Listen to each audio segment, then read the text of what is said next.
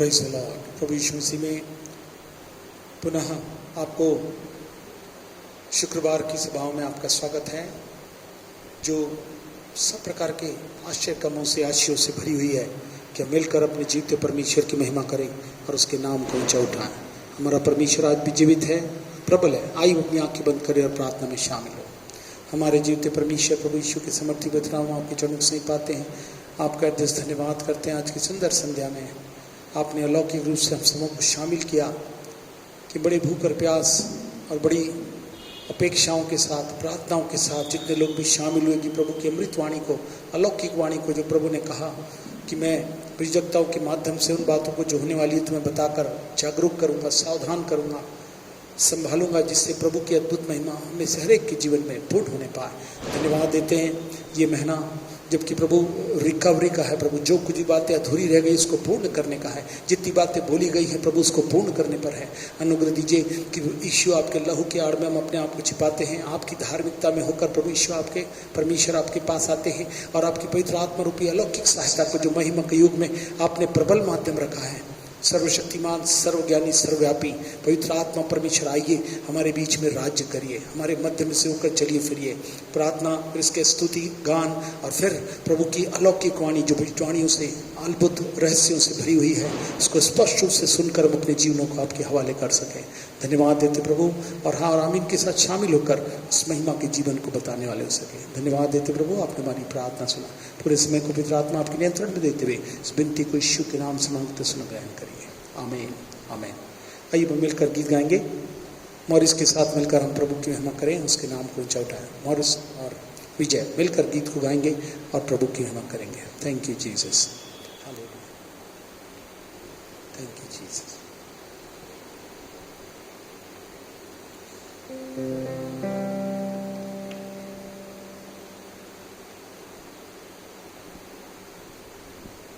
Praise the Lord. आइए हम कुछ गीतों को मिलकर गाएंगे, परमेश्वर के नाम को ऊंचा उठाएंगे। इस वक्त एक गीत है, मैं हूँ मंदिर हूँ तेरा। इस गीत को मिलकर परमेश्वर के नाम को ऊंचा करते हैं।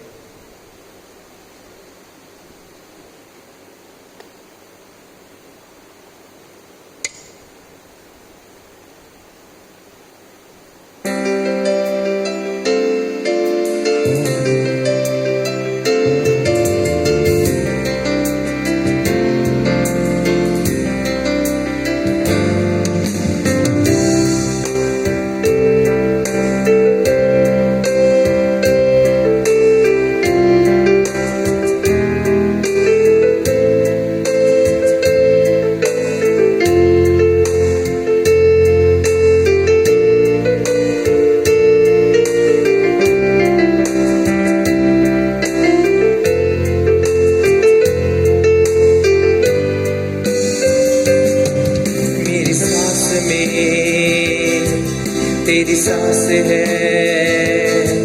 मेरे रूह में, पाक रूह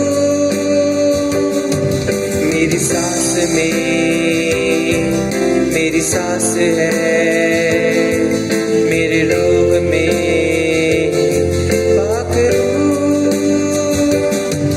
मेरी आँख है, तेरी आँख है मेरे हाथ में, तेरा हाथ। तू चले मैं चलूं, तू रुके मैं रुकूं, तू कहे जो वही मैं करूं, तू छुए मैं छूं, तू कहे वो करूं, रूह जिसमें सब सौंप दूं।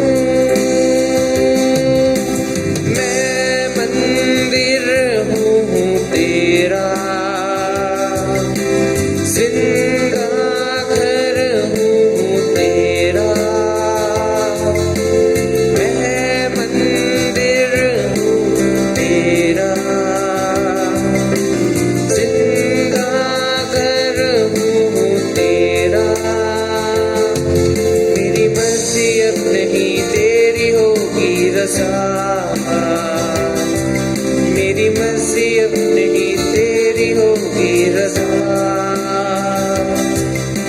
यही बन गया मेरा सारा जीवन। है खुदा, है खुदा, मैं मंदिर हूँ तेरा, जिंदा घर हूँ तेरा। मेरी मर्जी अब नहीं, तेरी होगी रज़ा। यही बन गया मेरा सारा जीवन। है खुदा, है खुदा, मैं मंदिर हूँ तेरा।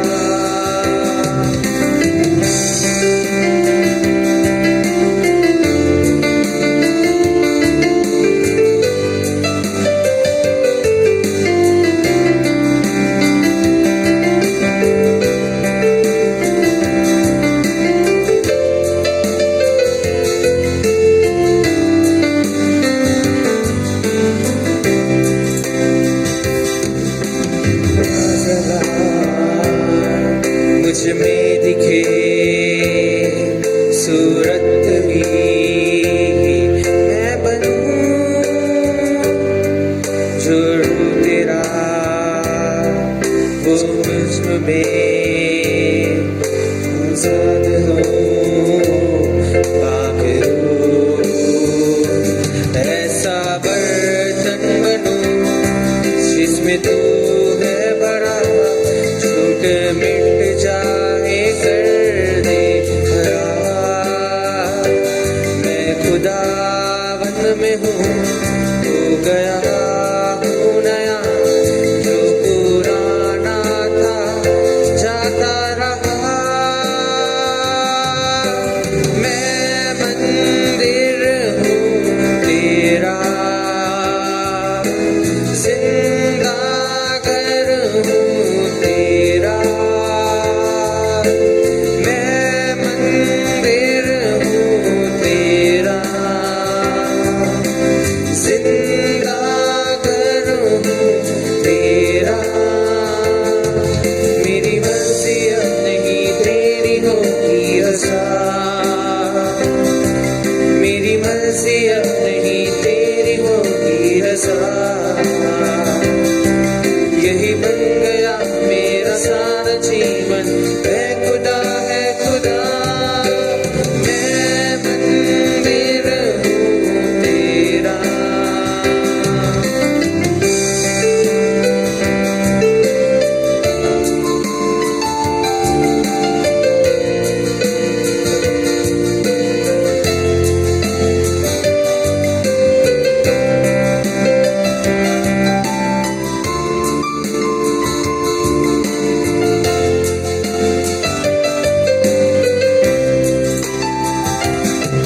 है मददगार तुझसे प्यार, है पाक रूह, पाक रूह।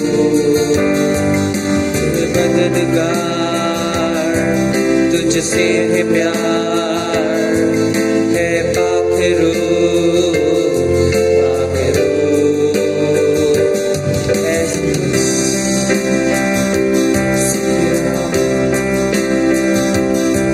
सिखला मुझे अपना कलाम, दिखला मुझे राह तू। सिखला मुझे है अपना कलाम, दिखला मुझे राह तू। तूने मुझको चुना, मुझ में रहने लगा, ऐसा मुझ में करम है किया। तूने मुझको चुना, मुझ में रहने लगा, ऐसा करम तूने किया। आप इतना बड़ा जो गुनहगार था, अपना बेटा मुझे कर दिया। मैं मंदिर हूँ तेरा, जिंदा घर हूँ तेरा।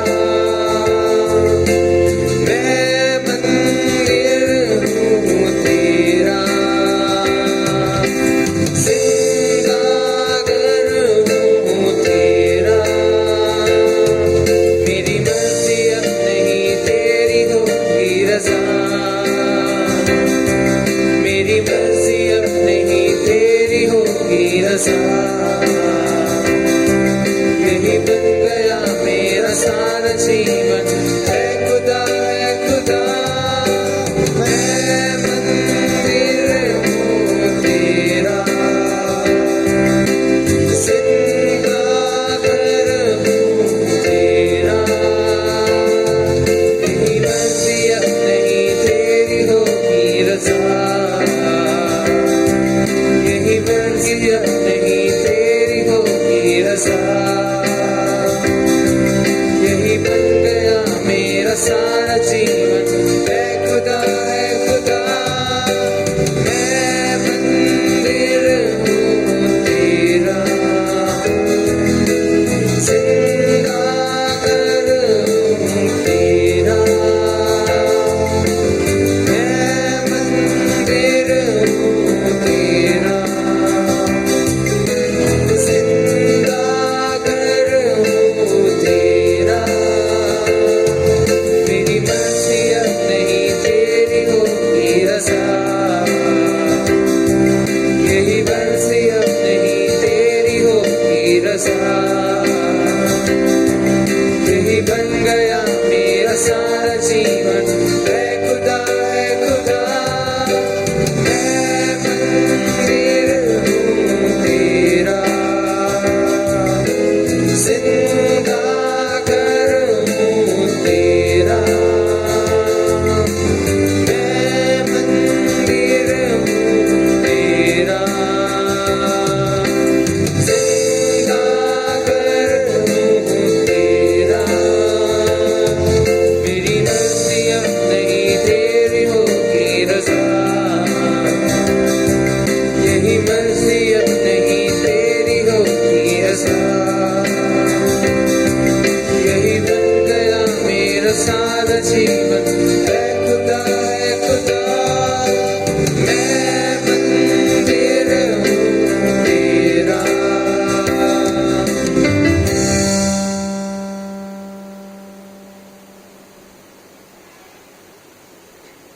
आइए हम एक और गीत को इस वक्त हम आराधना की ओर जाएंगे। तो आइए इस एक नया गीत है, हम परमेश्वर से हम इस गीत को दिल से हम गाएंगे और परमेश्वर के नाम को ऊंचा उठाते हैं।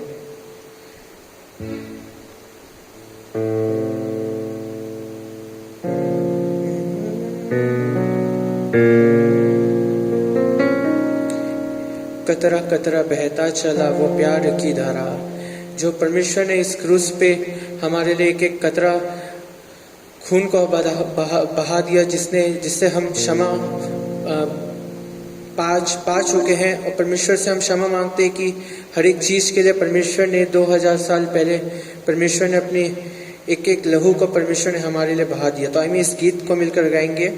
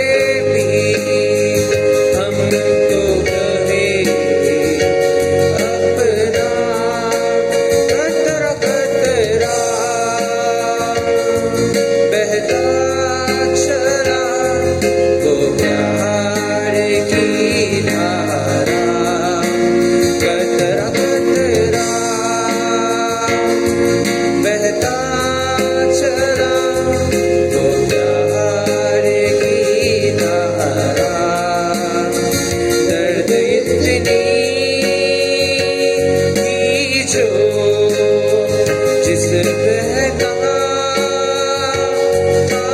जो खामोशियाँ बयां करता कतरा कतरा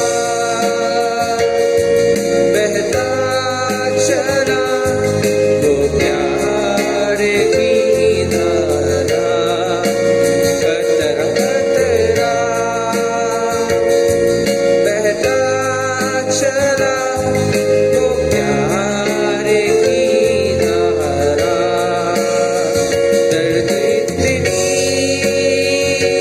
कि वो जिस्म सहता जो खामोशियाँ बयां करता कतरा कतरा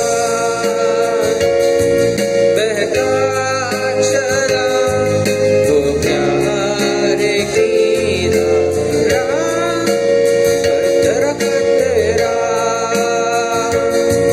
बहता चला वो प्यार की धारा।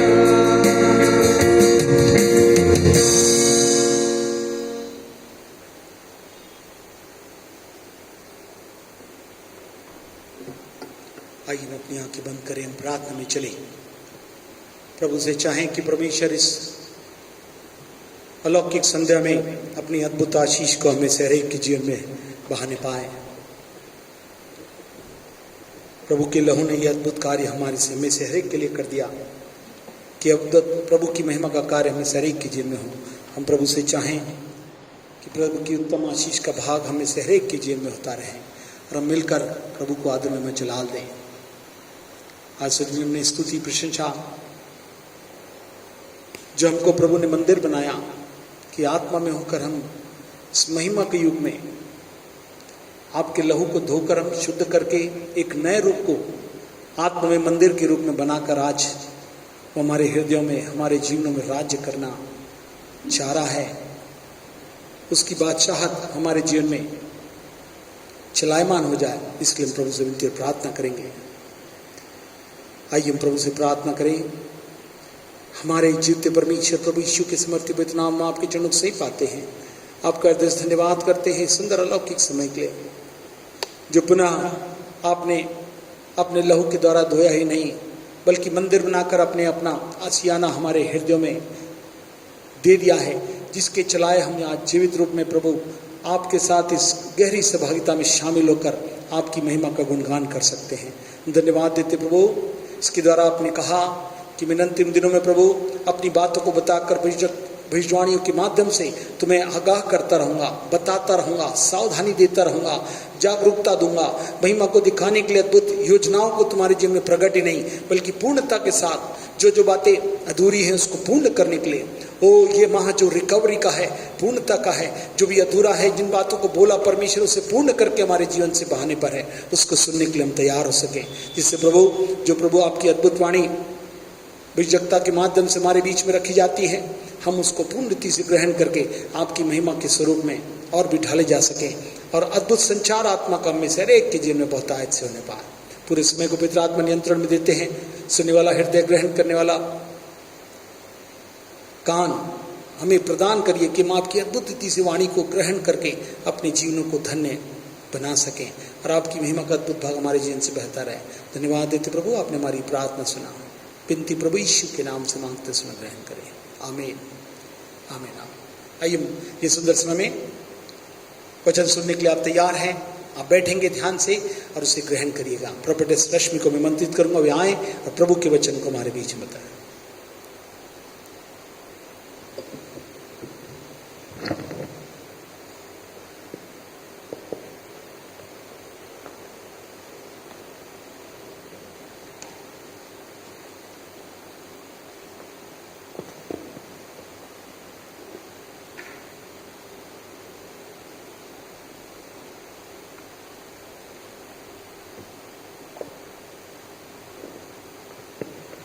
Hallelujah hallelujah. मैं परमेश्वर का धन्यवाद देती हूँ। जब इन दिनों में मैं प्रार्थना कर रही थी तो परमेश्वर ने मुझे कुछ बातों को कहा। बहुत से लोगों को परमेश्वर ने दिखाया मुझे, लेकिन परमेश्वर एक बात को मुझे कहा बोलने के लिए, और आज मन फिराने का समय है। परमेश्वर कह रहा है मन फिराने का समय है आज। प्रभु कह रहा है बहुत से लोगों को मैं जो परमेश्वर ने गिफ्ट भी दिया था, पर इन दिनों में परमेश्वर उनके गिफ्ट को छीन लिया है। मैं प्रार्थना कर रही थी परमेश्वर से, तो परमेश्वर ने दिखाया अपने गुस्से को परमेश्वर ने दिखाया। और परमेश्वर जब ये मैसेज ख़त्म होगा तो मैं ऐसे लोग सबों के लिए मैं प्रार्थना करूंगी जो आज भी मन फिराना चाहता है और लौट के आना चाहता है। परमेश्वर उसको पुकार रहा है। परमेश्वर बदला लेने वाला परमेश्वर नहीं है। प्रभु हमारा तरस खाने वाला परमेश्वर है। वो चाहता है हम परमेश्वर कहता है कि तुम मांग तो मैं तुम्हारे लिए सब कुछ कर दूंगा। और इन दिनों में परमेश्वर ने दिखाया मुझे कि बहुत लोग आत्मिक जीवन में, आत्मिकता के जीवन में, जब मैं परमेश्वर से जो भी वचन को मांगती हूँ और मैं पहले बैठती हूँ, ऐसा कुछ भी नहीं कि हम खड़े हो जा रहे हैं और कुछ भी प्रचार कर दे रहे हैं। हंसी ठट्ठा बना के रख लिए हैं सब कोई। हंसी ठट्ठा नहीं करना इन दिनों में। जाओ और जगत के छोर तक हमको प्रचार करना है, गवाह बनना है।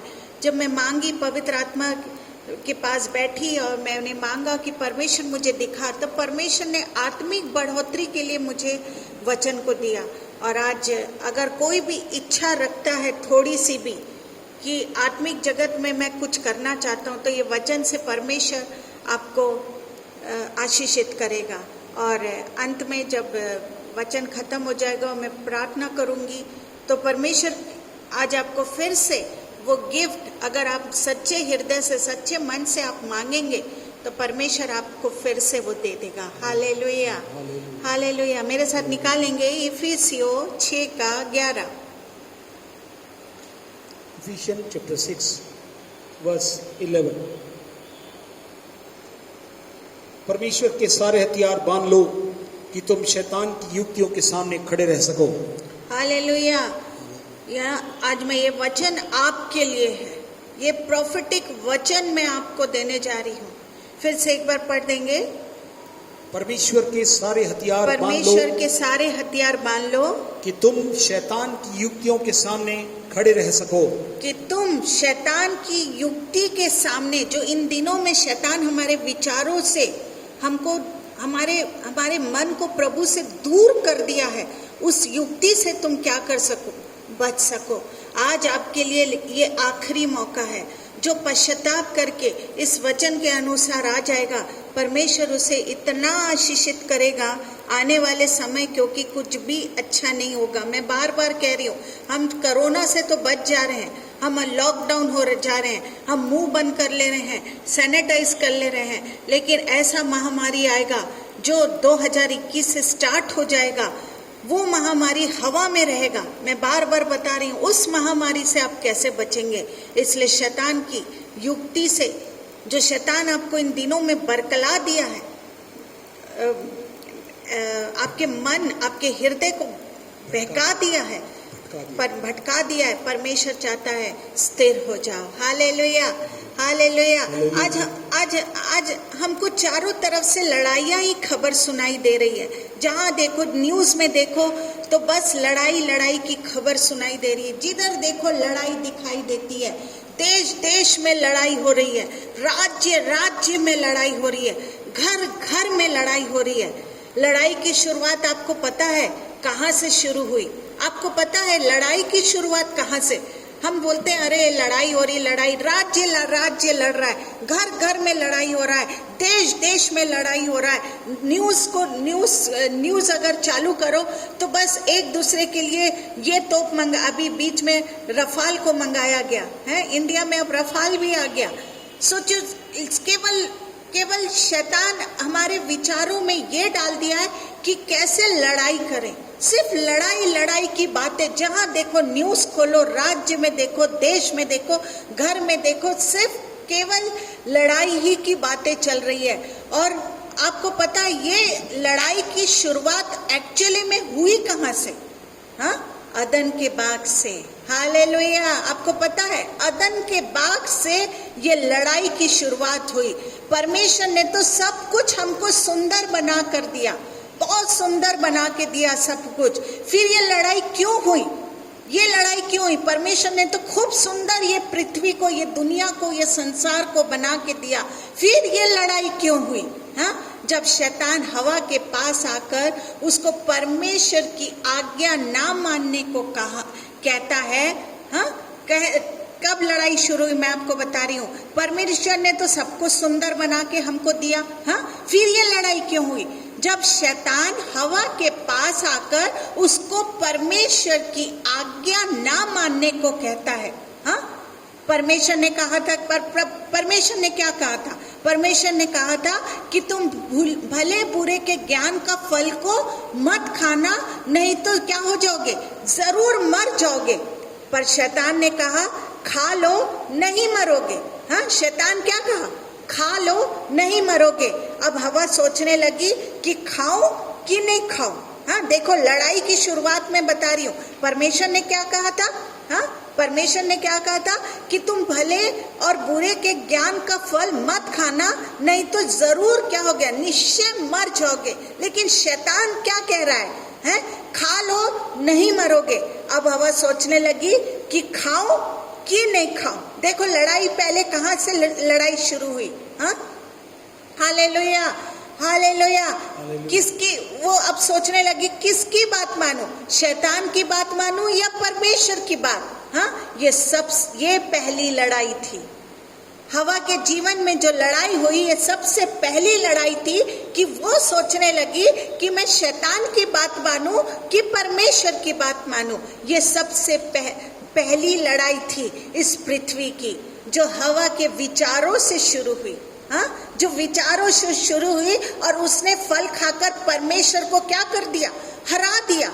उसने फल खाया। पहली लड़ाई कहाँ हुई? उसने फल को खाया और किसको हरा दिया? परमेश्वर को हरा दिया। और ऐसा हवा करने से किसको जिताई? फिर शैतान को जिता दी। हालेलुया। मैं सोचती हूँ आप समझ रहे होंगे। हाँ, कहाँ से लड़ाई शुरू हुई? हवा ने क्या किया? हाँ, वो फल को विचारों से उसके विचार में आया। सबसे पहली लड़ाई कहाँ आया? विचारों से आया। हालेलुया। जो हवा के विचारों से शुरू हुई और उसने क्या किया? फल खाकर परमेश्वर को क्या कर दिया? हरा दिया। और किसको जिता दिया? शैतान को जिता दिया। हालेलुया। फिर इसके बाद ये लड़ाई आदम हवा के बीच में हुई। हाँ, आदम और हवा के बीच में हुई और परमेश्वर की हार आदम के द्वारा हुई। आदम के द्वारा हुई। हवा ने लाके आदम को दिया। और दूसरी लड़ाई कैसे हुई? परमेश्वर की हार कैसे हुई? किसने कराई? आदम ने कराई। फिर लड़ाई बढ़ते गई। केन ने हाबिल को मार दिया। हाँ, और ये लड़ाई बढ़ते बढ़ते आज यहाँ तक बढ़ गई है कि मनुष्य क्या बना रहा है? एटम बम से एक दूसरे को क्या कर रहा है? एक दूसरे को क्या कर रहा है? उड़ा रहा है। इंसान को मार रहा है। हजारों आदमी रोज क्या कर रहे हैं? लड़ाइयों में मर रहे हैं। हजारों आदमी आज खुद लड़ रहे हैं और मर रहे हैं। इंसान ने खुद एटम बम, राफेल क्या क्या बना लिया। खुद ये आदमी खुद लड़ रहे हैं। इंसान खुद एक दूसरे को मार रहे हैं और मर रहे हैं। पर आपने कभी सोचा कि ये लड़ाई कैसे बंद करनी है हमको? कभी आपने सोचा कि ये लड़ाई को बंद कैसे करें? अब ये लड़ाई बंद होनी चाहिए। कभी कभी मैं सोचती हूँ, क्या जब मैं न्यूज़ देखती रहती हूँ तो एक ही बात को सोचती हूँ, क्या परमेश्वर ये लड़ाई कभी बंद होगी? पर इनको हमको कैसे बंद करना चाहिए? इसको बंद करने के लिए हमको क्या करना है? आत्मिक हथियार उठाना है। हालेलुया। कैसे बंद कर सकते हैं? इनको बंद करने के लिए हमको आत्मिक हथियार उठाने होंगे, नहीं तो हम सब इस संसार में नाश हो जाएंगे और मरने के बाद नरक में चले जाएंगे। हालेलुया। मैं सोचती हूँ आप समझ रहे होंगे। हालेलुया। इफिसियों 6:12 में हम पढ़ेंगे। इसको घर जाके भी पढ़ सकते हैं। क्योंकि हमारा यह युद्ध लहू और मांस से नहीं परंतु प्रधानों से, अधिकारियों से और संसार के अंधकार के हाकिमों से और उस दुष्टता की आत्मिक सेनाओं से है जो आकाश में है। हालेलुया। हमारी लड़ाई शैतान से है, इंसानों से नहीं है। ये शैतान पहले हमारे विचारों पर क्या करता है? हमला करता है। देखिए, पहले विचारों पर किसको हमला किया? हवा को विचारों में लाया। अब वो सोचने लग गई। विचार से ही तो सोच होता है ना। हाँ, वो सोचने लग गई, क्या मैं परमेश्वर की बात मानूं? है, परमेश्वर ने कहा तू मर जाएगी, और शैतान कह रहा है नहीं मरेगी। और उसने किसको जिता दिया? अपने विचारों से शैतान को जिता दिया। हालेलुया। हमारी लड़ाई शैतान से है, इंसानों से नहीं होनी चाहिए। ये शैतान पहले हमारे विचारों पर क्या करता है? हमला करता है, और ऐसे विचार मन में लाता है जो परमेश्वर को क्या नहीं है? पसंद नहीं है। हालेलुया। अगर हम विचारों से जीत जाएंगे तो हम फिर से पाप नहीं कर सकते। हालेलुया। अगर हम विचारों को ही कंट्रोल कर ले, मेन जड़ कहाँ है आपको मालूम है? विचारों में। अगर विचारों को ही हम क्या कर दे, विचारों से ही जीत जाएंगे, तो हम फिर से क्या नहीं करेंगे?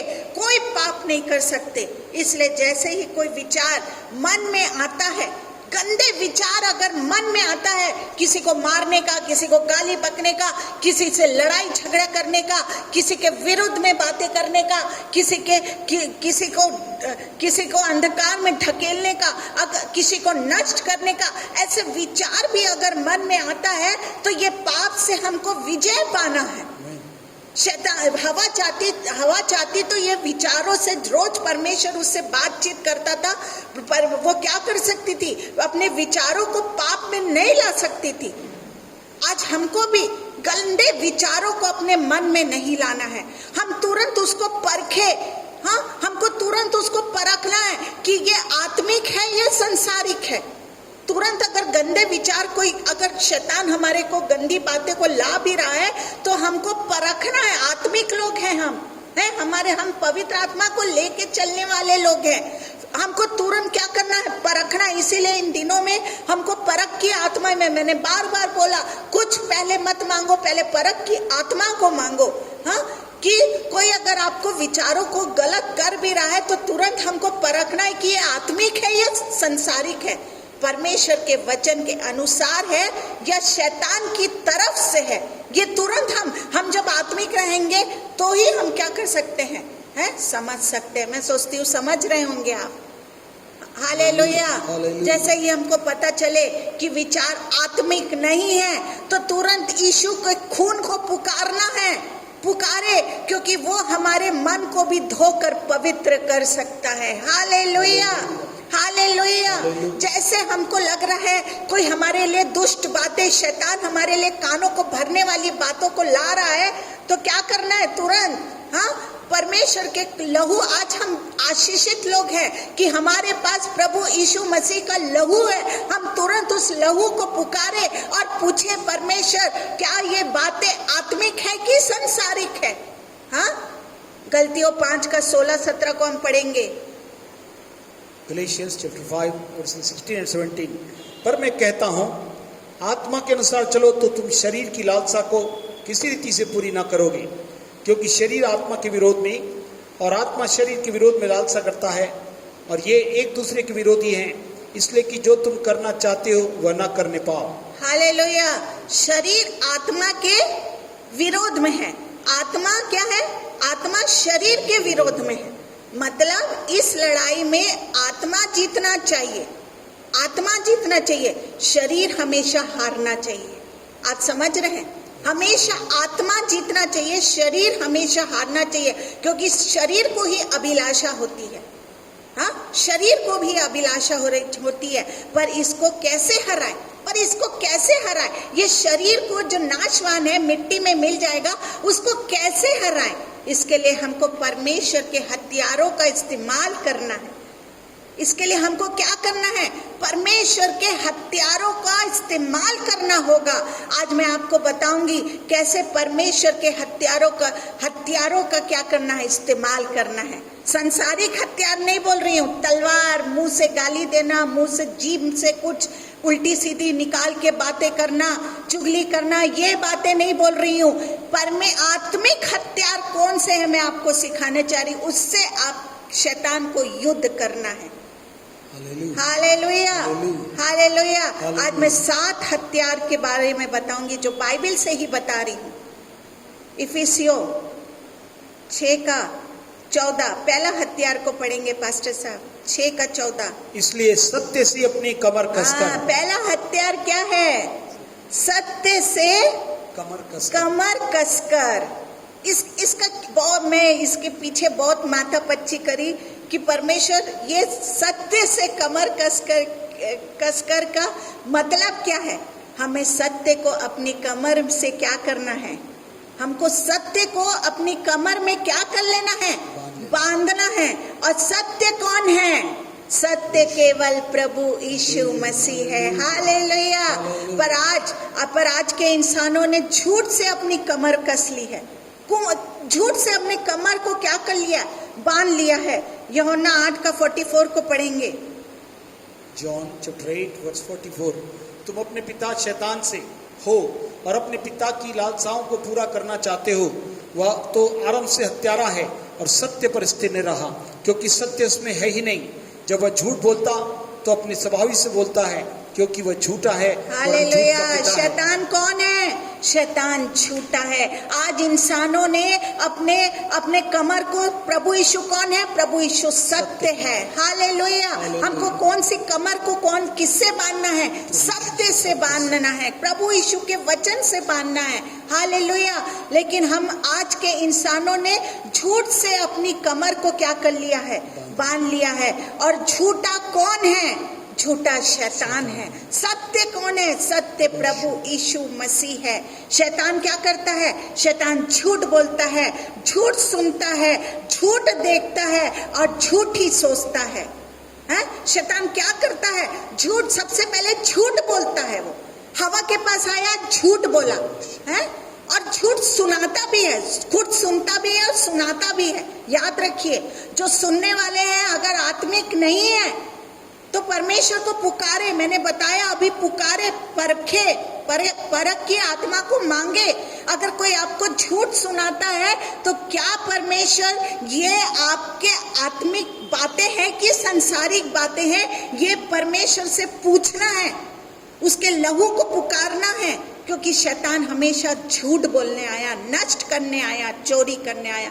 वो झूठ दिखाता भी है, खुद देखता भी है झूठ और झूठ को दिखाता भी है। और क्या करता है? झूठ हमारे मन में, विचारों में सोचते हैं। फिर हम वो जो दिखाता है, देखते हैं हम उसको, फिर हम क्या करते? हवा सोची, विचारों से सोची है और फिर क्या कर ली? परमेश्वर को हरा दी। एक बात ध्यान से सुनिए, झूठ हर पाप की मदद करता है। झूठ क्या करता है? झूठ हर पाप की मदद करता है। अगर कोई झूठ ना बोले तो कोई भी पाप नहीं कर सकता। आप समझे हैं?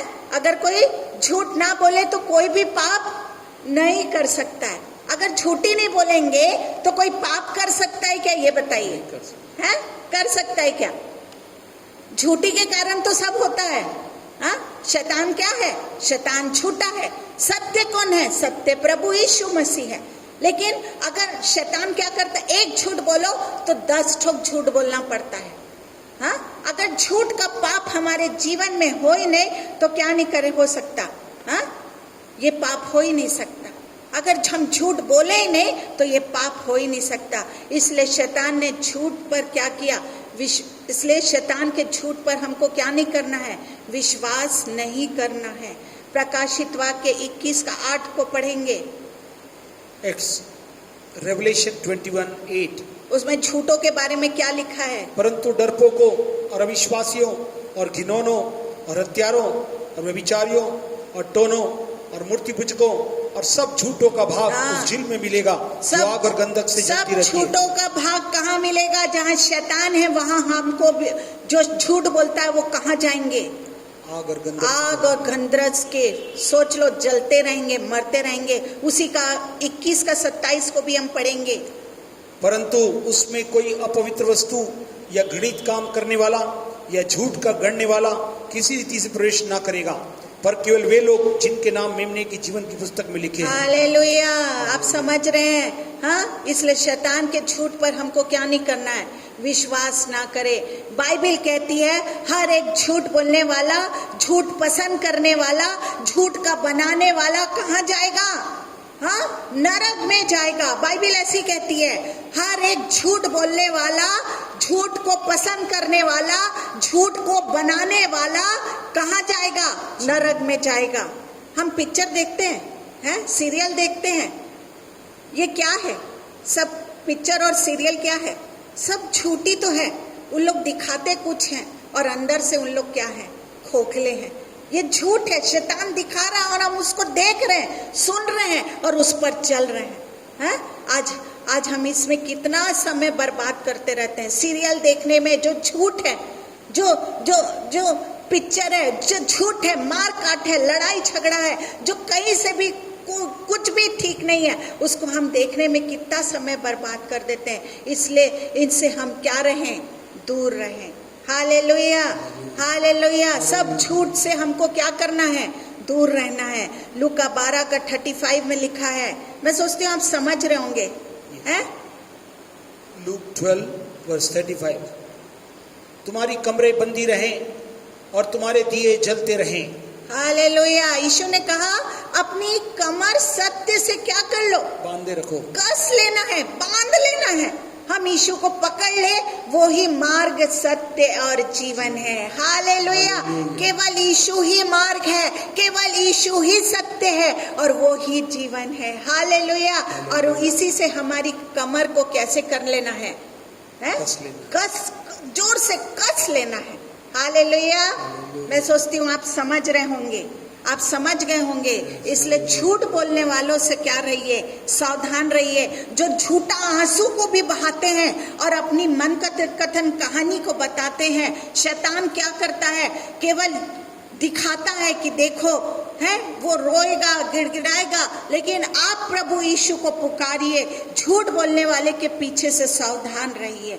परमेश्वर को पकड़ लीजिए, प्रभु यीशु ही सत्य है। और अपनी कमर को कैसे बांध लीजिए?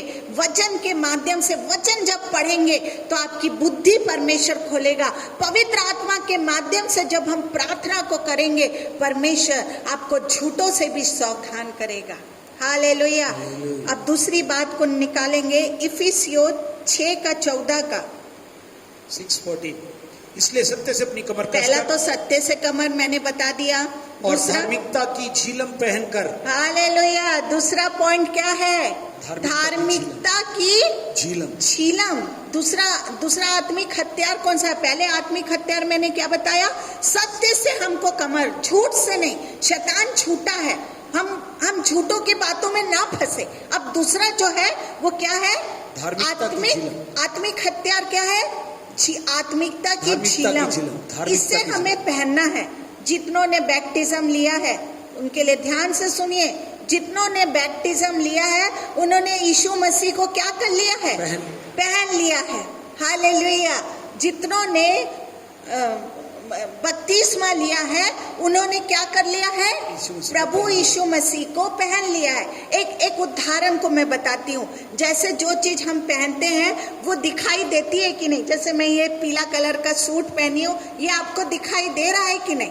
वैसे ही जब हम उद्धारकर्ता के रूप में प्रभु यीशु को ग्रहण कर लेते हैं, हमारा नया जन्म हो गया है, उस दिन से हमने क्या कर लिया है?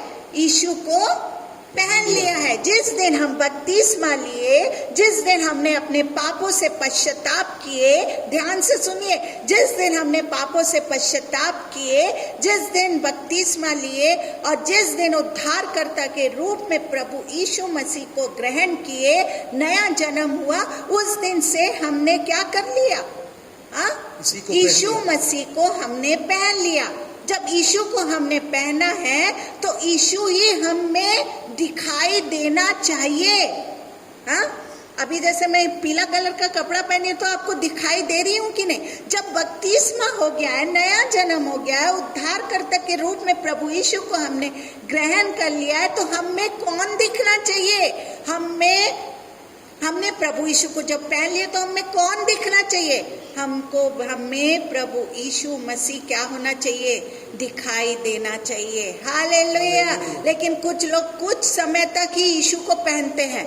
हाँ, अच्छा हो रहा है तो क्या करेंगे? प्रभु यीशु, वाह वाह, बहुत जोर जोर से जय जयकार, हालेलुया। हाँ, कभी भी यीशु को न छोड़ूंगा, बहुत गाना गाते हैं, बहुत जय जयकार करते हैं। कुछ समय तक ही यीशु को क्या करते हैं? बपतिस्मा लेने के बाद भी, हाँ, वो नया जन्म पाने के बाद भी जोर जोर से हालेलुया हालेलुया गाएंगे।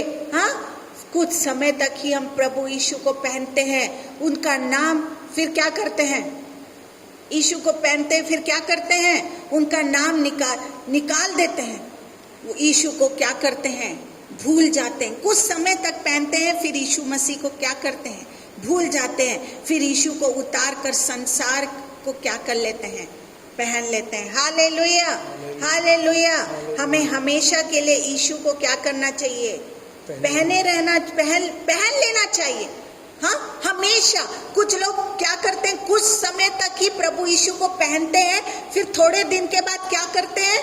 संसार को पकड़ लेते हैं और क्या करते हैं? हमेशा के लिए क्या करते हैं?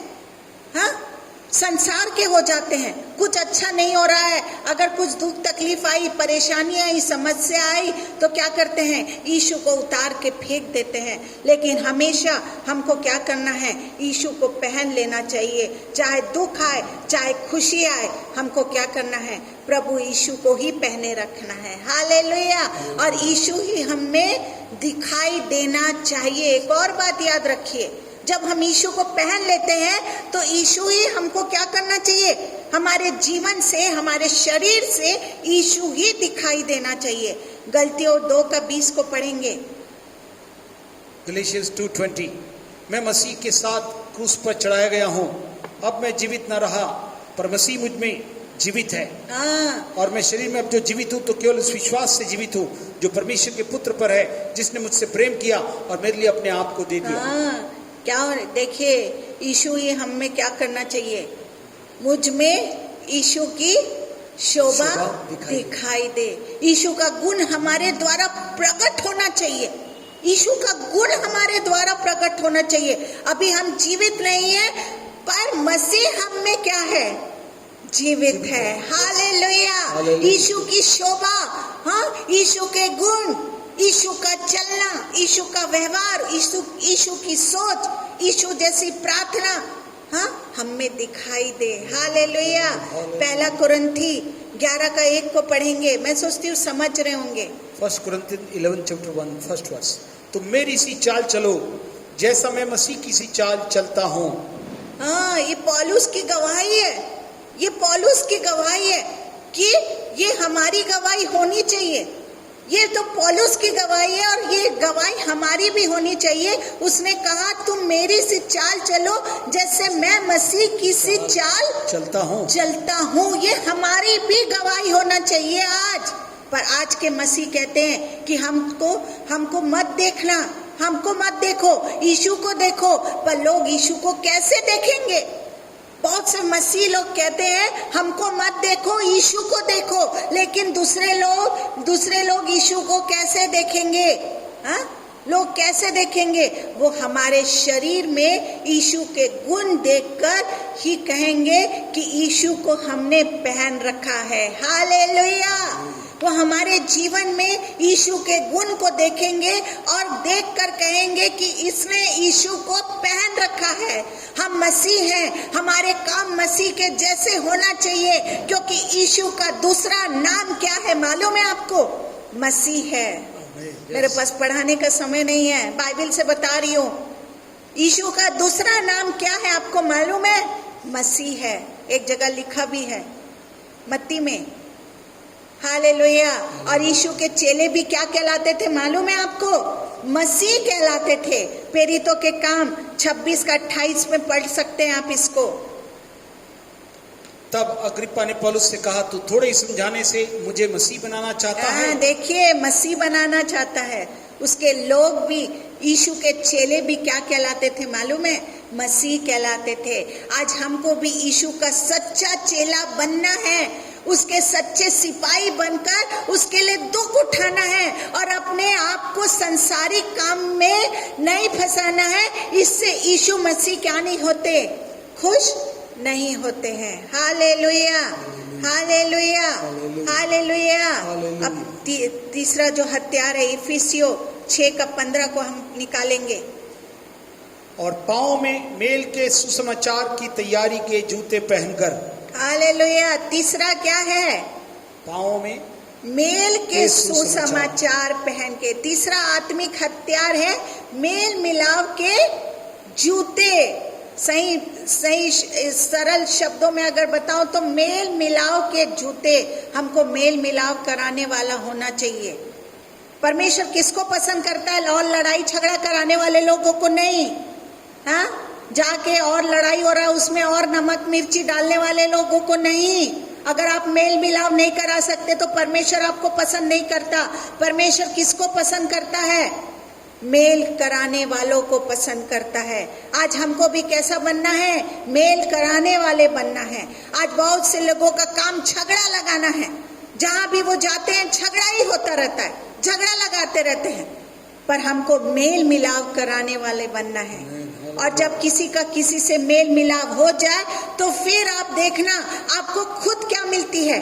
शांति मिलती है। पर सबसे पहले हमारा मेल मिलाव परमेश्वर से होना चाहिए, परमेश्वर से होना चाहिए। आज परमेश्वर से संबंध हमारा ठीक नहीं होने के कारण ही हम क्या है? दुखी है। मेल ठीक से परमेश्वर से ठीक नहीं है, इसीलिए हम दुखी रहते हैं। परमेश्वर के साथ अपने संबंध को जोड़ लो। पहले जोड़ना तो सीखो, मेल करना तो प्रभु यीशु से सीखो। तब कितना भी दुख आए, मुसीबत आए, समस्या आए, परमेश्वर अब शांति का राजकुमार है, आपको शांति देगा। आज मेल करने परमेश्वर कह रहा है इस साल से आने वाले सालों में अब कुछ भी अच्छा नहीं होगा, कुछ भी अच्छा नहीं होगा। हमको अब सबसे पहले हमारा संबंध क्या करना है? परमेश्वर से जोड़ना है, परमेश्वर से मेल करना है। परमेश्वर से संबंध केवल पाप के कारण ही टूटा था हमारा। मेल कैसा टूटा था परमेश्वर से हमारा? हम खुद पाप करते हैं इसलिए तोड़ देते हैं। हम पाप किए और खुद परमेश्वर से अलग हो गए। यीशु ने अपने लहू के द्वारा हमारे पाप को क्या किया? पापों को माफ किया और हमारा संबंध परमेश्वर से जोड़ दिया। Hallelujah, hallelujah. आज हमारे पास शांति है। यही सुसमाचार दूसरों को देना है। हालेलुया। या आज हमारे पास प्रभु यीशु है। ये सुसमाचार जाके लोगों को देना है। जहां भी हम जाएं लोगों को यीशु की शांति दे, क्योंकि यीशु शांति का राजकुमार है। ये बताना है लोगों को, परमेश्वर से मेल मिलाप के बारे में बताएं। हम मसीह के राजदूत हैं और हमारा काम है कि लोगों का क्या करना है? मेल मिलाप परमेश्वर से करवाएं। हालेलुया। हमको ये दूसरे को क्या करना है? बताना जरूरी है कि यीशु जो पाप से अज्ञात था हमारे लिए पापी बन गया, हमारे लिए पापी बन गया, ताकि हम उसके द्वारा परमेश्वर की धार्मिकता बन जाए। जब इंसान का मेल यीशु के लहू के द्वारा पापों से माफी मिलने के बाद परमेश्वर से हो जाएगा, इसके बाद हमारा मेल मिलाप आपस में हो जाएगा। Hallelujah, hallelujah, hallelujah. जब आप लोगों को बताएंगे, उनको सुसमाचार को आप फैलाएंगे और परमेश्वर से पहले खुद तो मेल करो। पर परमेश्वर ये कहता है अपना जो संबंध है, जो टूटा बिखरा संबंध है, जो पाप के कारण तुम लोग ने खुद नष्ट कर दिया है, वो मेल को, वो संबंध को हाँ मेरे से जोड़ के तो देखो। फिर जाओ, जब शांति आ जाएगी लोगों को बताओ एक शांति का राजकुमार है जो हमारे पापों, वो तो पाप से क्या था? अज्ञात था। हमारे पापों के लिए वो पापी बन गया है।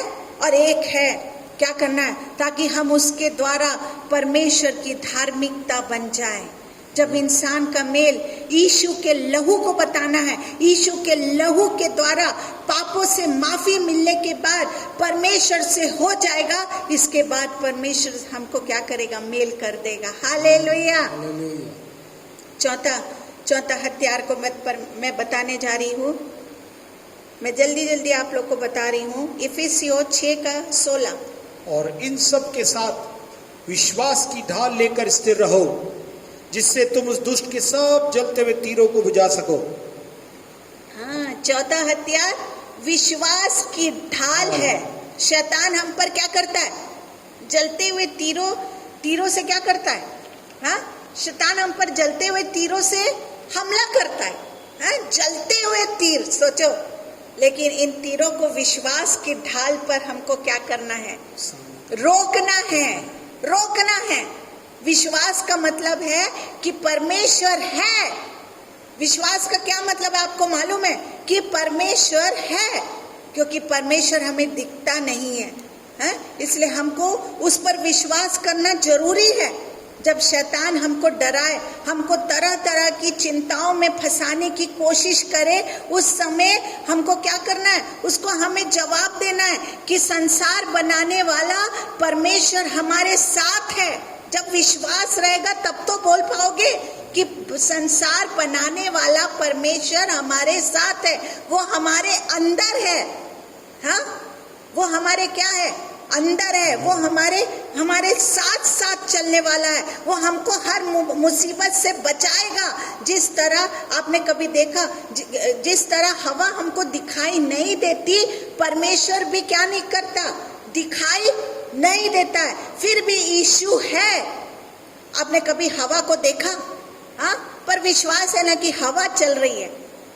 उसी तरह हमको विश्वास करना है कि एक है उद्धारकर्ता जो हमको हर मुसीबत से छुटकारा देने वाला है। वो हमारे अंदर है, वो हमारे साथ साथ चलता है। हालेलुया। परमेश्वर भी हमको कभी दिखता नहीं है, फिर भी यीशु है, फिर भी यीशु है। हम हमेशा 5 चीजें आपको हमेशा याद रखना चाहिए। हमेशा 5 चीजें हमेशा याद रखना चाहिए आपको। पहला पिता, दूसरा पुत्र, तीसरा पवित्र आत्मा, यीशु का लहू और स्वर्गदूत। ना, ये आत्मिक शक्तियां हमेशा हमारे साथ हैं। डरने की बात नहीं है। आपके पास 5 चीजें हैं। पहला पिता है, फिर पुत्र है, फिर पवित्र आत्मा है, यीशु का लहू है और 5वां स्वर्गदूत है। ये आपके साथ 24 घंटा रहता है। ये आत्मिक शक्तियां हमेशा हमारे साथ रहता है। शैतान को ये बातें क्या करना है? शैतान को ये बातें क्या करना है? बताना है। और उसकी कोई भी योजना आपके खिलाफ सफल, जब ये शैतान को ये बातों आप बताओगे विश्वास के साथ, ये 5 चीज को मैं लेके चलता हूँ, तो हमको क्या करना है? शैतान को हराना है। विश्वास दिलाना है कि ये 5 शक्ति को मैं लेके चलता हूँ। इसे कहते हैं विश्वास। हाँ, हालेलुया। उसकी योजना आपके खिलाफ फिर आप उसकी योजना कोई भी आपके खिलाफ सफल नहीं होगी। हम लोग हमेशा परमेश्वर से क्या मांगते रहते हैं? खुशी मांगते रहते हैं। खुश परमेश्वर क्या करना है? खुशी। आप ये तीनों चीज, ये 5 चीज को लेके चलेंगे, ये विश्वास की चीज को लेके चलोगे तो आप हमेशा खुश रहोगे। Hallelujah, hallelujah. मैंने विश्वास की ये बात को बताया, शैतान को हराना हर बात से। Hallelujah, hallelujah. इफिसियों 6:17 को हम पढ़ेंगे। 5वां हथियार को मैं बताने जा रही हूँ। और उद्धार का टोप और आत्मा की तलवार जो परमेश्वर का वचन है, ले लो। हालेलुया। जो 5वां है वो कौन सा है? 5वां हथियार हमारा उद्धार का टोप। टोपी देखे आपने? हाँ, जब भी हम किसी को देखते हैं तो सबसे पहले हम किसको देखते हैं? बताइए। जब मैं सोच रही थी कि सबसे पहले अगर एक मनुष्य को हम देखते हैं तो उसके बॉडी पार्ट्स को नहीं देखते, उसके सर को पहले देखते हैं। हाँ, मेरे साथ तो होता है, मैं एकदम सर को देखती हूँ। सर मतलब सर वो नहीं, सिर को देखते हैं। किसी को देखते हैं तो सबसे पहले हमको उसका सिर दिखाई देता है कि नहीं? और अगर उसके सिर पर टोपी हो तो वो भी जरूर दिखाई देती है। हाँ, दिखती है कि नहीं? अगर उसके सर पर टोपी हो गई तो वो जरूर हमको क्या करती है, दिखाई देगी। इसी तरह यदि हमने उद्धार पाया है तो वो सबसे पहले दूसरों को दिखाई देगी। याद रखिए, टोपी सबसे पहले दिखाई देती है कि नहीं है? अगर वो टोपी पहना है, सबसे पहले अगर किसी को आप देखेंगे तो क्या दिखाई देगा? सर दिखाई देगा। और उसमें अगर टोपी भी पहन लिया तो सबसे पहले और क्या दिखाई देगा? टोपी भी दिखाई देगा। इसी तरह यदि हमने उद्धार पाया है तो वो सबसे पहले किसको दिखाई देगा? दूसरों को दिखना चाहिए। हाँ, आपका उद्धार दूसरों को दिखना चाहिए। लूका 1 का 77 को पढ़ेंगे। लूक चैप्टर 1 वर्स 77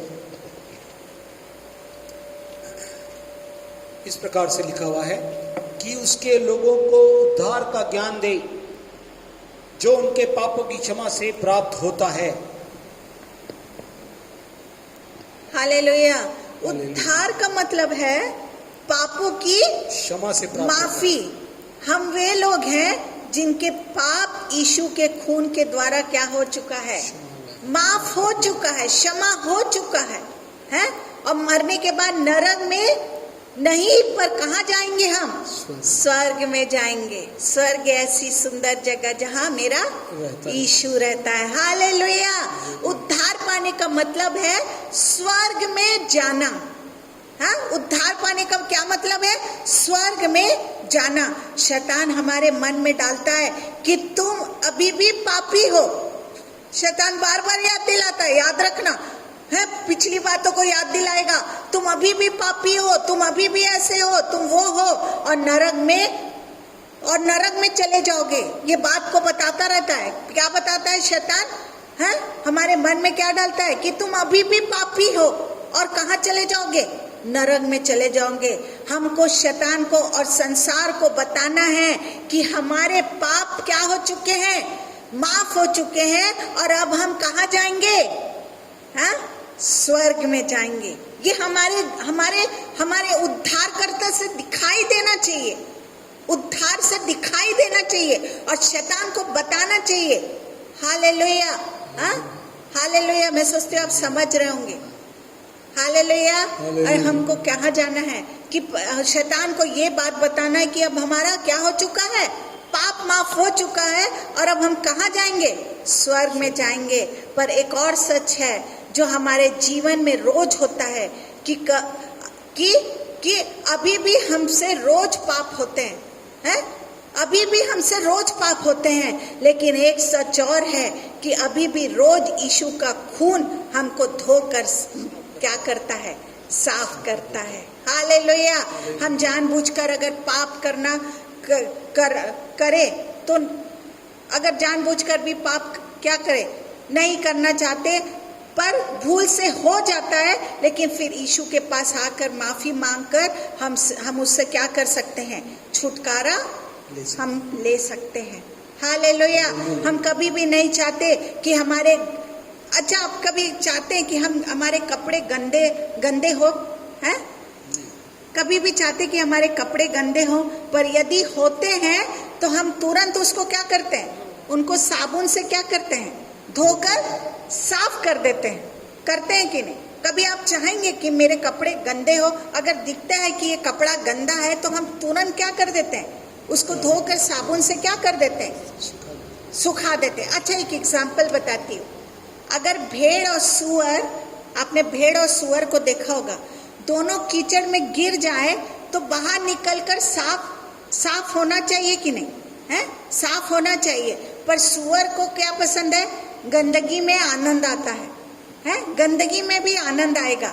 नया जन्म पाने से पहले हमारा सुअर का स्वभाव था, पर उद्धार पाने के बाद अब हमारा भेड़ का स्वभाव है। हालेलुया। हालेलुया। सुअर को क्या पसंद है?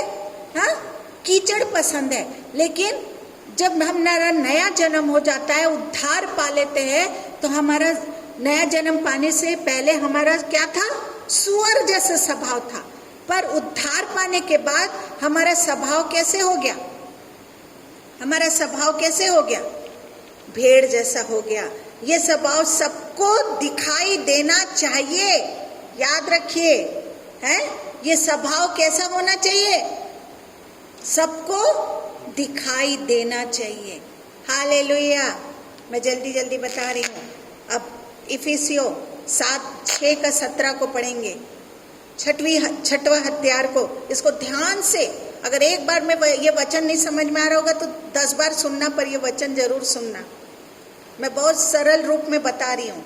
इफिसियों 6:17। और आत्मा की तलवार जो परमेश्वर का वचन है ले लो। हालेलुया। सबसे बढ़िया मेरे को ये चीज लगता है, ये जो छठवां वाला वचन है वो कौन सा है? आत्मा की तलवार। छठा हथियार क्या है? आत्मा की तलवार। आत्मिक तलवार क्या है? जो परमेश्वर का वचन है। इसको हमेशा अपने पास क्या करना चाहिए? रखना चाहिए। हमेशा वचन को 24 घंटे हमको हमेशा वचन को हमारे पास रखना चाहिए। इस साल में हम वचन की तलवार को खूब चलाना है। ये साल आपको वचन की तलवार को खूब चलाना है। मत्ती 4:1-11 को घर जाके आप पढ़ेंगे। मत्ती 4:1-11 इसको घर जाके आप पढ़ेंगे। यहाँ पर शैतान यीशु मसीह के पास आया। यीशु ने केवल ये कहा, कहकर शैतान को भगा दिया कि वचन में ऐसा लिखा है। आप जहां भी पढ़ोगे मत्ती 4:1-11 उसमें ये लिखा है कि परमेश्वर ने शैतान को कैसे भगाया, कैसे हराया? केवल वचन से। कि वचन में, कि बाइबल में ऐसा लिखा है। एक ही वर्ड बोला वो, ऐसा लिखा है, ऐसा लिखा है। आज शैतान हमारे पास आकर हमको चिंताओं में फंसाता है, चिंताओं में फंसाता रहता है। आप उसको चिंताओं के बारे में बाइबल में क्या लिखा है बताओ, शैतान को बताओ। हाँ, मत्ती 6:34 तो जरूर पढ़िए। आप शैतान को बताओ, देखो बाइबल में ये क्या लिखा है। परमेश्वर शैतान को कैसा हराया करता था, कैसा हराया करता था? वचन में ऐसा लिखा है। आपकी भी अगर चिंताएं शैतान आपको दिखा रहा है, परेशानी आपको दिखा रही है, मुसीबतें आपको दिखा रही है, समस्या आपको दिखा रही है, तो शैतान को बताओ, देखो ऐसा लिखा है। मत्ती में लिखा है 6:34 को। अतः कल की चिंता न करो, क्योंकि कल का दिन अपनी चिंता आप कर लेगा। आज के लिए आज का ही दुख बहुत है। Hallelujah, hallelujah. हालेलुया। शैतान तू तो 1 साल बाद की चिंता करने को कहता है, पर वचन में लिखा है कि कल की चिंता। हाँ, शैतान क्या बोलता है? हाँ, शैतान को कैसे हराना है? शैतान बोलेगा अरे 1 साल की चिंता करो, फ्यूचर की चिंता करो, फ्यूचर को प्लान करो। पर शैतान को हमको कैसे हराना है? कल की चिंता मत करो। भजन संहिता 118:24 में लिखा है। Psalm 118:24 इस प्रकार से लिखा है, बल्कि शैतान को क्या बताना है कि आज का दिन जो यहोवा ने हमने बनाया है, हम इसमें आनंदित और मगन हो। हालेलुया। शैतान को क्या बताना? अरे शैतान सही बोल रहा है, कल फ्यूचर प्लान की चिंता करते हैं, चल दोनों मिलके। शैतान को ये वचन बताना है। परमेश्वर वचन से मारता था शैतान को, ऐसा लिखा है, ऐसा लिखा है। आज हमको भी बताना, अगर चिंताएं शैतान ला रहा है हमारे जीवन में, तो वचन को 24 घंटे जुगाली करना है और शैतान को कहना है कल की चिंता परमेश्वर नहीं कहने बोलता है, ऐसा बाइबल में लिखा है। हाँ, परमेश्वर ने कहा आज का मैं दिन दिया हूँ, इसमें आनंदित तो मगन रहे, इसमें तू खुशी को बना। ये शैतान को बताना है। आज का दिन चिंता करने का नहीं, प्रभु में आनंद बनाने का है। हालेलुया। दुश्मन को प्यार करने का है, सताने वालों के लिए प्रार्थना करने का है। ये सब बाइबल के पद शैतान को बताओ, ये सब शैतान को बताओ। हैं? शैतान क्या है? शैतान हमारे पास से भागा भागा शैतान भागेगा। हाँ, हालेलुया। उसके साथ ये मत बोलो है, अपने वो दुश्मन को दिखा रहा है, दुश्मन के लिए प्रार्थना करो। ये वचन में लिखा है भैया कि सताने वालों के लिए क्या कर, ये वचन को बताओ। है, दुश्मन को प्यार कर लिखा है बाइबल में, ये शैतान को बताओ। शैतान क्या करेगा? आपके विचारों से भाग जाएगा। हालेलुया। शैतान, प्रभु यीशु जितने बार शैतान के सामना किया, उसने वचन से मारा। अब ये समय आ गया है कि हर मसीह को आत्मा क्या करना है, हैं? आत्मा से क्या करना? हर मसीह को आत्मा की तलवार से शैतान को क्या करना है? नाश करना है, हैं? ये तलवार उठानी है और इसके अलावा कोई दूसरा रास्ता नहीं है हमारे पास। कोई दूसरा रास्ता है क्या?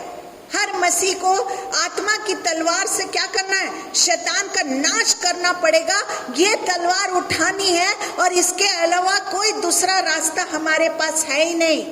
हाँ, परमेश्वर के पास दूसरा हथियार कुछ नहीं था। परमेश्वर के पास वचन था, वो वचन से मारता था।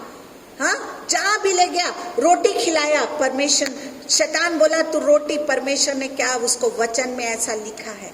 आज बताओ कि मेरे बाइबल में, मेरे वचन में ऐसा लिखा है। हालेलुया। इफिसियों 6:18 को हम पढ़ेंगे। हर समय और हर प्रकार से आत्मा में प्रार्थना और विनती करते रहो और इसीलिए जागते रहो। ये 7वां पॉइंट है, हाँ, जो सबसे बढ़िया पॉइंट है। इफिसियों 6:18। हर समय और हर प्रकार से आत्मा में प्रार्थना, हर समय और हर प्रकार से आत्मा में क्या करते रहो? प्रार्थना करते रहो। 7वां और आखिरी हथियार बहुत मस्त वाला है, वो क्या है? प्रार्थना का है।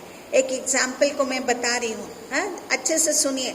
फौज में अगर किसी के पास सब अच्छे हथियार हैं, सब अच्छे हथियार हैं, लेकिन वो बीमार हो तो वो लड़ सकता है क्या? है? लड़ सकता है क्या? अच्छा बताओ। उसके पास एक फौजी के पास सब हथियार है, लेकिन अगर वो सुस्त है, निराश है, पड़ा हुआ है, तो क्या उसको हथियार रहते हुए भी वो लड़ सकता है क्या? हाँ, बीमार है तो क्या वो लड़ सकता है? हथियार चलाने के लिए शरीर में हमको क्या करना है? ताकत लानी पड़ेगी। हाँ, हथियार उसको, अगर वो फौजी को चलाना है, वो हथियार को उठा के अपने दुश्मन को मारना है, तो उस फौजी को क्या करना पड़ेगा? अपने शरीर में ताकत लाना पड़ेगा। प्रेरितों के काम 1:8 को पढ़ेंगे। Acts of the apostle chapter 1 verse 8। परंतु जब पवित्र आत्मा तुम पर आएगा तब तुम सामर्थ पाओगी। और यरूशलेम, यहूदिया और समरिया में अपनी छोटी गवाह होगी। यीशु मसीह ने कहा जब तुमको पवित्र आत्मा मिलेगा तब तुमको क्या मिलेगी? सामर्थ, ताकत मिलेगी। ताकत मिलेगी। जब तुम पवित्र आत्मा को पाओगे उसी समय ताकत से भर जाओगे। एक फौजी के पास सब कुछ है, सब कुछ है, लड़ने का पूरा हथियार है, लेकिन अगर शरीर ही उसका साथ नहीं दे रहा है तो वो लड़ नहीं पाएगा। अगर एक प्रार्थना योद्धा उसके पास पवित्र आत्मा नहीं है तो क्या नहीं हो सकता? हाँ, वो शैतान का सामना नहीं कर सकता। हालेलुया।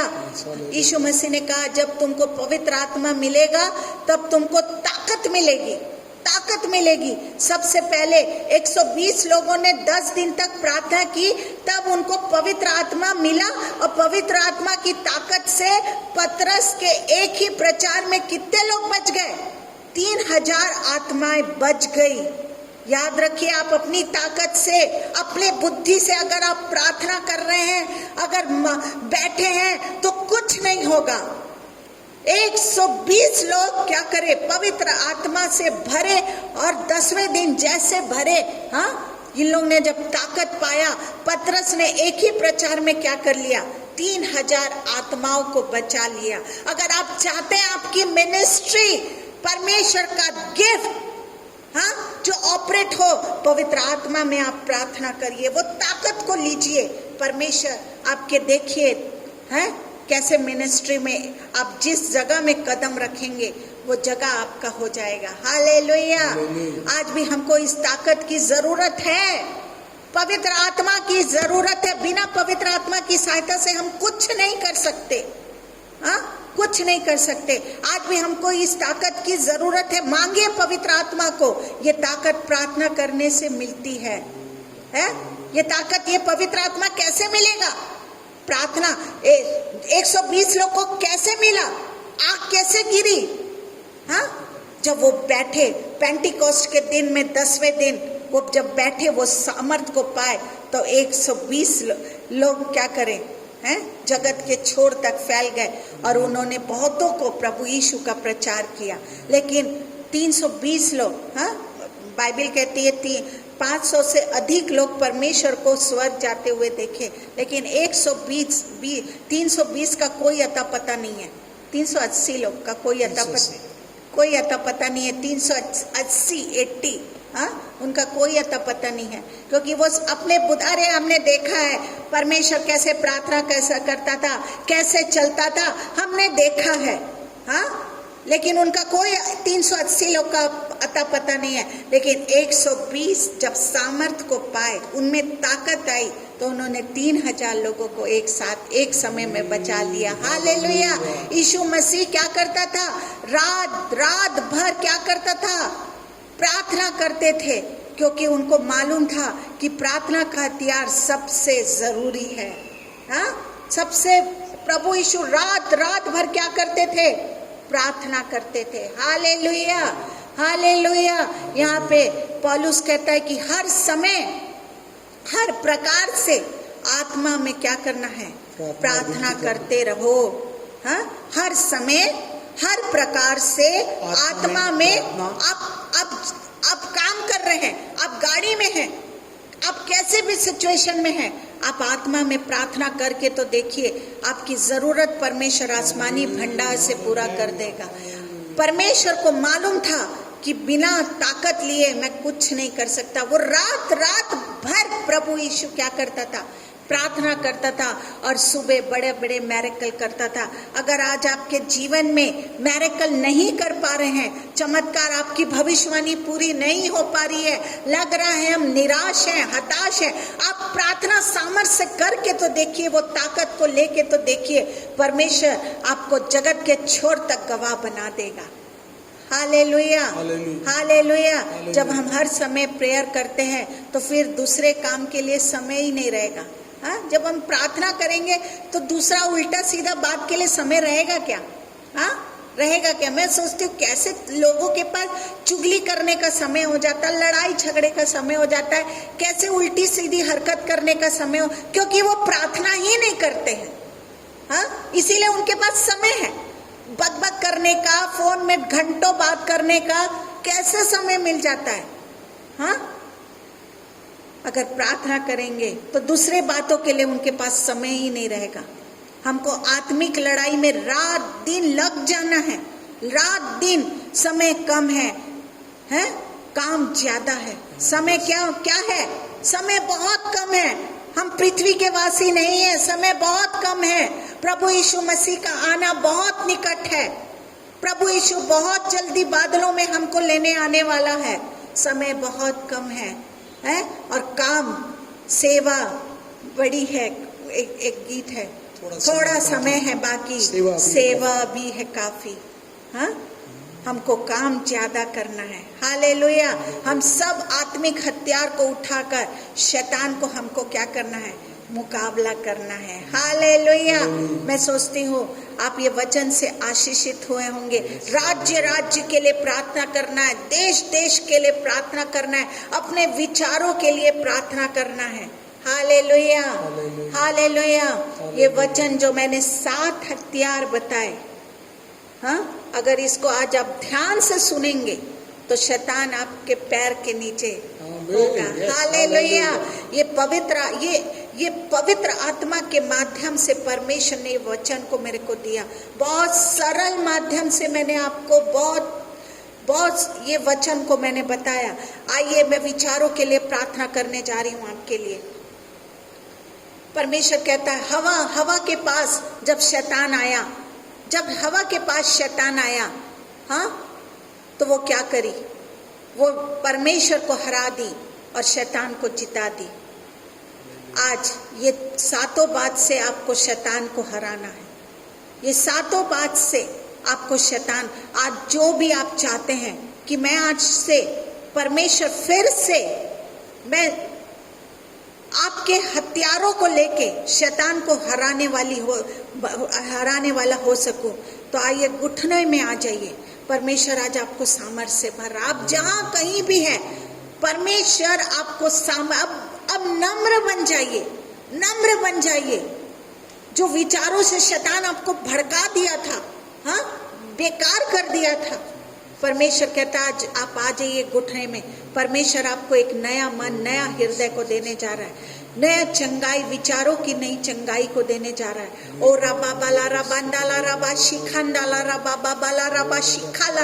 आइए हम आत्मा में प्रार्थना करें, बुद्धि से नहीं, आत्मा में। और इखाला रबा ला रबा शिंडाला रबा शिखुलो रोला रबा बाबा और रबा बाबा ला रबा शाला रबा और रखंडाला रबा बा।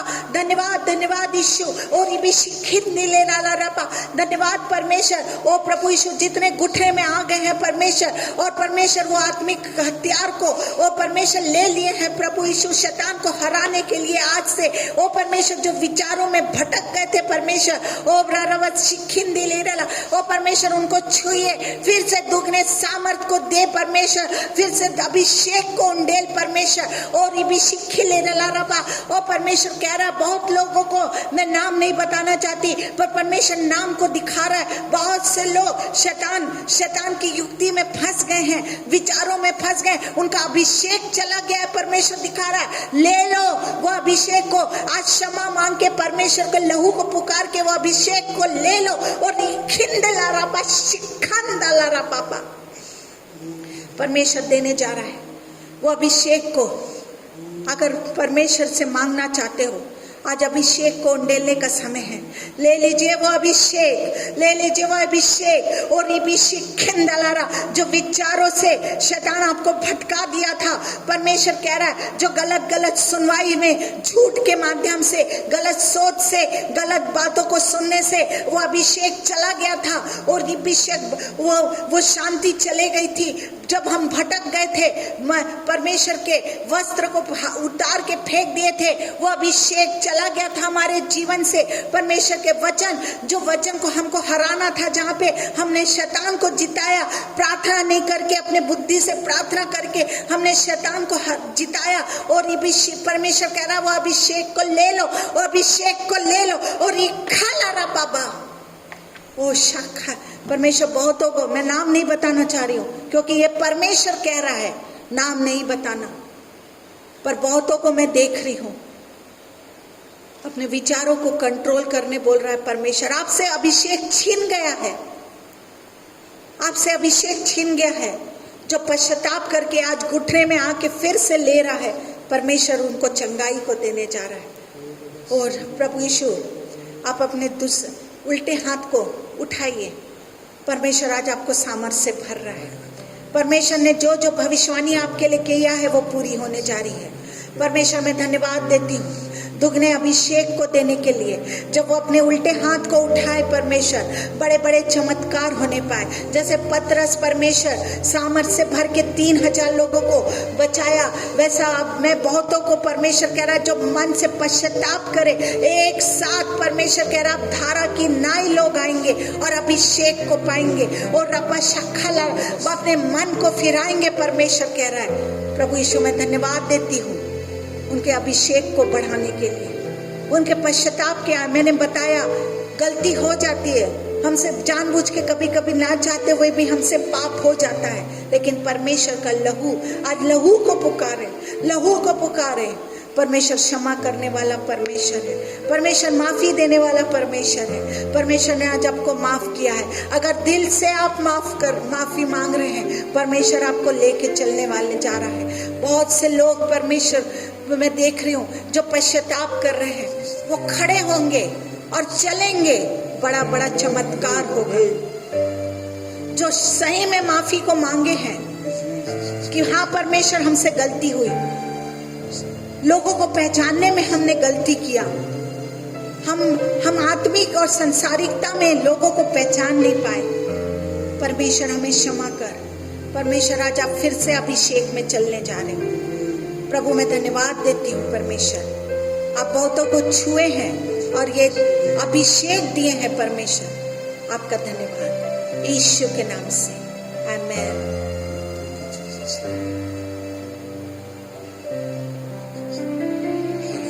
Thank you Jesus. सच में परमेश्वर की अद्भुत वाणी को हमने सुना है और चाहे कि परमेश्वर की अद्भुत आशीष हमारे जीवन में बहने पाए। हम प्रभु से कहें, हाँ प्रभु, आज भी प्रभु पश्चाताप के साथ अपनी अद्भुत महिमा को बहाने के लिए तैयार है। वो अभिषेक मतलब वो योग्यता, कुशलता, क्षमता जो परमेश्वर देना चाहता है। हर एक विचारों को, भावनाओं को, कल्पनाओं को जो मसीह की पहचान के विरोध में उठती है, उसका खंडन करते हैं। हम प्रभु से कहें, हाँ प्रभु, हम पूर्ण रीति से इस अभिषेक को चाहना चाहते हैं, चाहते हैं कि प्रभु पूर्ण पश्चाताप के साथ अद्भुत महिमा का भाग हमें से हर एक के जीवन में होने पाए। प्रभु की आशीष हमें से हर एक के जीवन में होने पाए। क्या ही धन्य हो जो प्रभु के मार्गों पर चलते हैं और उसकी आज्ञा को मानते हुए उस पर ध्यान करते हैं। वो लोग अभिषेक पाएंगे, वो लोग सामर्थ पाएंगे और प्रभु की महिमा का काम होगा।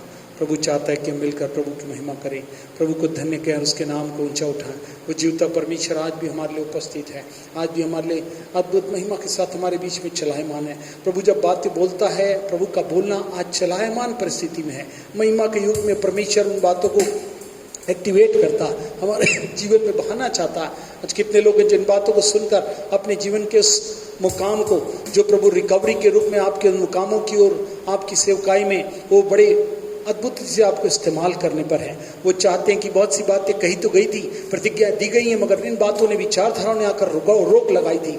आज इन 7 हथियारों का प्रयोग करते हुए हम जिन्होंने समर्पण के साथ इसका प्रयोग किया है, प्रभु कहता है कि मैं जरूर से आत्मा के समर्थी अभिषेक में उन बड़ी सेवकाई के कार्य को, उन वरदानों को, उन कार्यों को जिसको करना है दिन दिन में, और रात आने वाली जिसमें कोई नहीं कर सकेगा, उसके लिए परमेश्वर ये अभिषेक हमें हर एक के जीवन में बहने पाए कि हम प्रभु की अद्भुत महिमा का भाग हमें से हर एक लोग देखने पाए। Thank you Jesus, hallelujah. Thank you Jesus, thank you Jesus, hallelujah. Thank you Jesus, hallelujah. Thank you Jesus, hallelujah. फिर से वो आग बरसा दे, हालेलुया। Thank you Jesus. फिर से तूफान आने दे, तेरी महिमा से भर दे। Thank you Jesus, hallelujah. वो सब लोग प्रभु से प्रार्थना करें। प्रभु कहता, मैं आत्मा और आग से तुम्हें भरूंगा। आत्मा के लोग भी विचारधाराओं के प्रभाव में आत्मा को नहीं चलने देने के कारण आग का प्रभाव उनके जीवन में प्रभु बहुतायत से देना चाहता है, जिससे कि जितनी जलते हुए तीर हैं उनको बुझा सके। फिर से वो आग बरसा दे, फिर से तूफान आने दे, तेरी महिमा से, तेरी सामर्थ से फिर से तू अभिषेक कर दे। प्रभु कहता, आत्मा से भरे हुए लोग हैं जिनके लिए प्रभु ने प्रतिज्ञाएं की हैं, जिनके लिए वरदान और सेवकाई को रखा है। प्रभु कहता, करने पर हूँ, मगर आप इस गीत के साथ अपने जीवन में फिर से कहें, यस प्रभु, उस भाग को मैं चाहता हूँ। जैसे प्रोफेट ने कहा, इसको परमेश्वर इस समय देने जा रहा है, आइए मुझसे ग्रहण करें, हालेलुया, और उसके नाम को ऊंचा उठाएं। फिर से वो आगे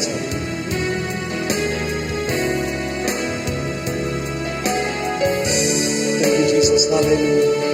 आपका समर्पण इसके साथ इन सारी बातों में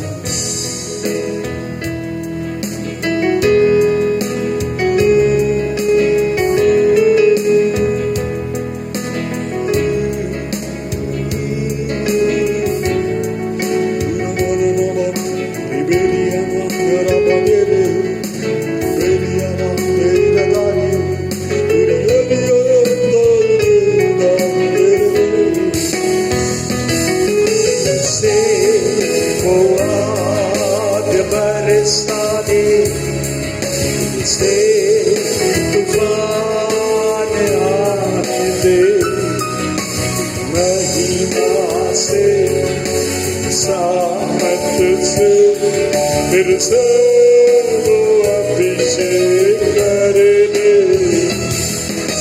से वो आग बरसा दे, से तूफान आने दे, महिमा से, सामर्थ से, फिर से वो अभिषेक कर दे।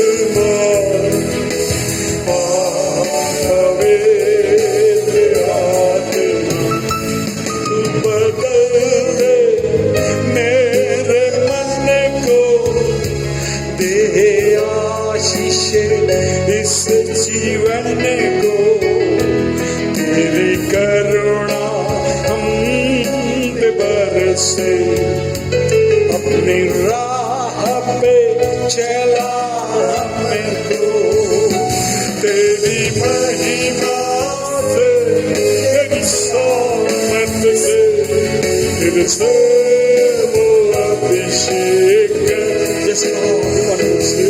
तेरी महिमा से, तेरी सोमत से, फिर से वो अभिषेक कर दे। पवित्र आत्मा, पवित्र आत्मा, पवित्र आत्मा,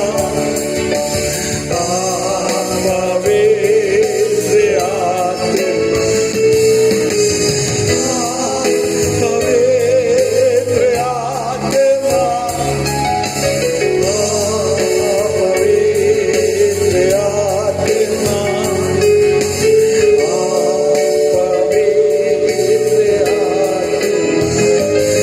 बहने दे उस हवा को, छूले हर एक दिल को, तेरा दर्शन हमें मिले, करते हैं प्रार्थना तुझसे। बहने दे उस हवा को, छूले हर एक दिल को, तेरा दर्शन हमें मिले, करते हैं प्रार्थना तुझसे। तेरी महिमा से, तेरी सोमत से, फिर से वो अभिषेक कर दे। तेरी महिमा से, तेरी सोमत से, फिर से वो अभिषेक कर दे। पवित्र आत्मा, पवित्र आत्मा,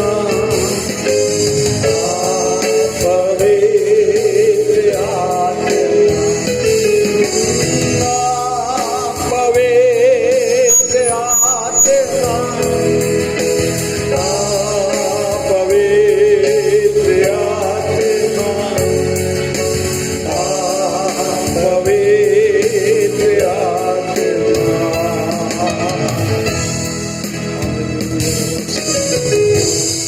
हालेलुया। रबास्ते गिरिविरिया रबा, ओ रबास्ते गिरिविरिया रबा। सच्चे परमेश्वर हमारे बीच में अभिषेक होकर उपस्थित है। हमें जो सिखाया गया और हमने जो सीखा है उसको चलाने के लिए परमेश्वर कहता अभिषेक तुम्हें दिया गया है। पहले यूहन्ना 2:27 के आधार पर प्रभु कहता है जैसा उसने तुम्हें सिखाया है वैसा तुम उसमें बने रहते हो।